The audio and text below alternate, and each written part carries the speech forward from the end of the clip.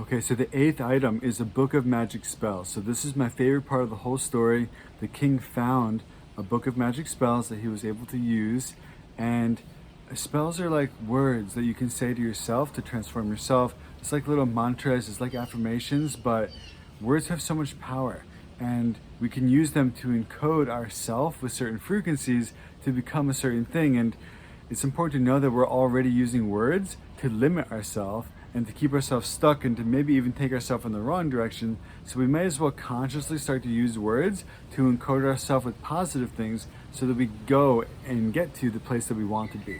Okay?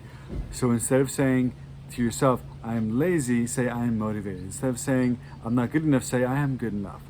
Instead of saying I'm tired, say I'm energized. Instead of saying I can't, say I can. Right? So we need to be more conscious of what our inner dialogue is saying, and just knowing that the words are actually encoding us with certain frequencies as we use them. And so instead of doing it in a negative way, we can do it in a positive way. And this is what this book of magic spells teaches us to do. We need to learn to use mantras to elevate ourselves to where we want to be. Okay? So there's a special one that I want to suggest that we all use, which is I am healed, I am whole, I am healthy, wealthy, and wise. I am healed, I am whole, I am healthy, wealthy, and wise. So just think this way to yourself. I am healed, I am whole, I am healthy, wealthy, and wise.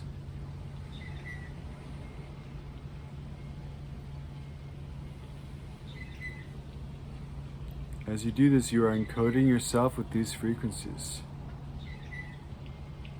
I am healed. I am whole.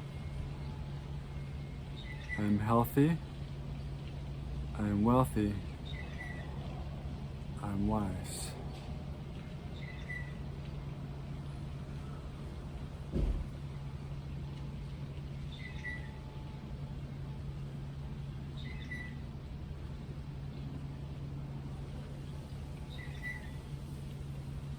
I am healed. I am whole. I am healthy, wealthy, and wise.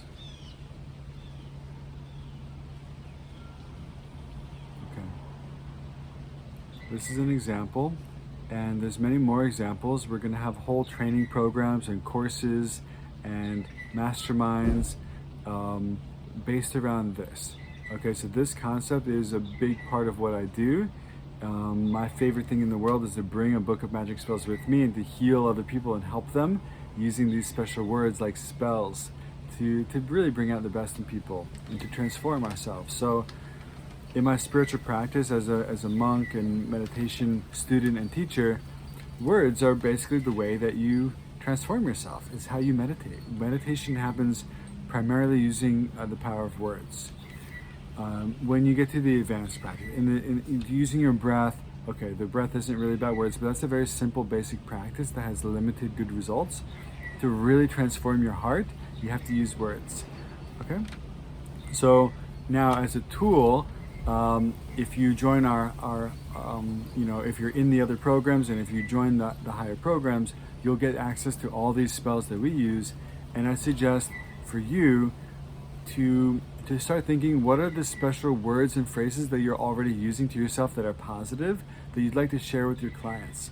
Okay, you can start to remember how powerful words are and take little phrases out of the way you think to yourself, the way you talk to yourself. Find a phrase that you find beautiful, like a key code, and just give it to your clients more often, because this is how they can encode themselves and empower themselves. Okay, so as a tool, this book of magic spells is extremely useful. You can see how it's demonstrated here in this video, but more importantly, please, if you're not already, join our other programs. You probably already are in the higher programs, so you have access to all those. And if you're not already, you're crazy, what are you doing? Jump into the higher level program so you can learn and experience and be encoded by all these beautiful tools, okay? So there's that. And again, you can collect your own and give them to your clients. So that is the 8th of the tools, and this is the most beautiful one. But again, it's too extensive to cover right now. there's 3 extras that I want to cover. So the bow and arrow is like a bow of truth, right? Now you don't want to use this all the time. People can't always take it. It depends on the client, but you can just remember that sometimes the client is open and you feel like there's a truth that must be delivered, so you can just take out your bow and just deliver the truth. Now you may want to tell them that it's coming and say, hey, do I have your permission to share something with you? And they're going to say yes, and now they're open, bing, and just give them some truth. Now the truth doesn't actually hurt. You know, we should be very mindful of how it's delivered though. The truth can hurt if we deliver it poorly, and that obscures somebody's ability to receive it. So you never want truth to hurt somebody. You know, honesty is good, but it's important to communicate that you care how it's received. Okay? You must care how truth is received and how what you say is received, and you must communicate that you actually care. So use this bow of truth very mindfully, and yes, use it, but communicate before you do. Hey, I care. This is how this is received, and you do that by saying like, I hope this isn't gonna hurt you too bad, or like, I hope you're ready for this, or you kind of preface what you say with something to let them know what's coming. And you can even ask permission. Do I have your permission to share something that I've seen that maybe you want to check out to see if it's true for you? And they're gonna say, okay, yes, bling, give them the bow of truth, okay? So that's the bow of truth. The next one is armor. Right, armor is just like our boundaries. If there's a sticky situation, like let's just say there's a client that's trying to lure you into a seductive relationship, or they're trying to like manipulate you and get you to say things that aren't really aligned with your truth, so that they can feel validated to keep doing wrong things in a different context of their life, or if they're just going to be hurtful to you and try to hurt you, or whatever, right? Let's just say that there's something unsafe about what the client is doing, and you're going to go into a session where you know you have to be protected, right? So you need boundaries. Boundaries are the armor that you must bring with you. Boundaries protect you. If you have the right boundaries, nothing can get in. Nothing gets in, and you are protected. Boundaries for me give me a place to love people from. If I have the right boundaries, I can stay safe, and it allows me to be as close to them as I can get without getting hurt, so that I can deliver love and kindness and caring and warmth to them, okay?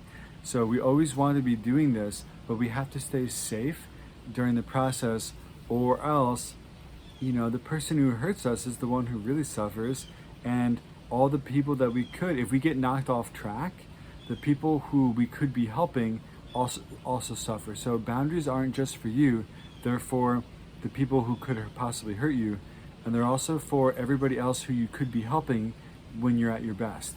So these are the best reasons to have boundaries. Also for you, no problem with having boundaries strictly just for yourself, but those 2 other reasons allow me to make sure that my boundaries are altruistic and they don't slide into the realm of selfishness, if that makes sense, okay? So the boundaries are our intentions. The boundaries are the armor, and it's basically, they're all decisions. Boundaries are decisions. They're like energetic decisions to do or not do something, or to allow or not allow something. A boundary is an energetic decision to either do or not do something in order to protect ourselves or others, or to allow or not allow something for the reason of protecting ourselves and others. So it's what we allow and don't allow, and it's not verbal, it's a decision. It's an energetic decision, and when you have a very clear and excellent boundary, it feels like a force field, and other people literally can perceive your boundary. Now, people who are manipulative and more like narcissistic or vampires or whatever you want to call it, sometimes they're very aware of your boundaries, and if you don't have them, they know, and they'll go and try to get in, okay? You can also think of this, remember the scene in Jurassic Park where the raptors were testing the fence? They tested the whole electric fence all around the perimeter to see if it was electric in every single spot.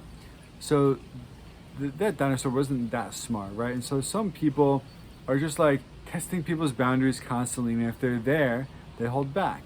And so you don't have to take it as an insult. Some people are just not thinking in their real human emotional brain. They're more like in their lizard kind of brain where they are just trying to like get things for themselves, and they don't really know what emotions are, right? And so that's the kind of mind somebody has when they're just testing people's boundaries to try to get something for themselves. And you don't have to take it as an insult. You don't have to take it personally. They're just not functioning at a high level spiritually or emotionally at that time. And you just must have boundaries to protect both of you in that case, to protect both of you, okay? So you bring the boundaries, visualize it as a suit of armor, but remember that it's a decision. Your boundaries are energetic decisions for you to allow or not allow something, or even boundaries on our own behavior to do or not do something, okay? So there's more we can say about boundaries, but here, just know that this is a beautiful tool that you can and should be bringing with you into your sessions with clients, okay? And the last one is potions, okay? A potion is just something healing.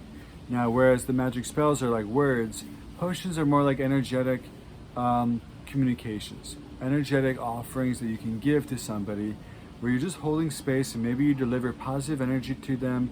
Maybe the space holding is enough. Maybe you invite in deities to bring it. But whatever it is, you can just, have the intention for the person to get healing in certain ways, and you can hold space for that healing, okay? And remember that divinity is the one working through everything, and nothing is possible without this divine intervention, divine consciousness coming in, okay? So a potion is just a type of healing that isn't necessarily a magic spell, and you can give it in sometimes non-verbal ways through your intentions and through holding space, okay? So I hope this helps you. These are 11 beautiful tools that you can bring with you. I'll just go through them all real quick again. So the shield is your mirror, the sword is your light, your helmet is invisibility and presence, amulet is love, boots are lightness, the ring is mindfulness, crown is connected consciousness, and the book of magic spells. These are the first 8, okay? And then the bow of truth, the armor of boundaries, and the potions for healing. All right, so I hope this helps, and please let me know how this goes. Please practice these in your life, integrate them, start using them, as many as you can, and I'd love to hear from you about how it's working out for you, okay? Have a great day. Talk to you later.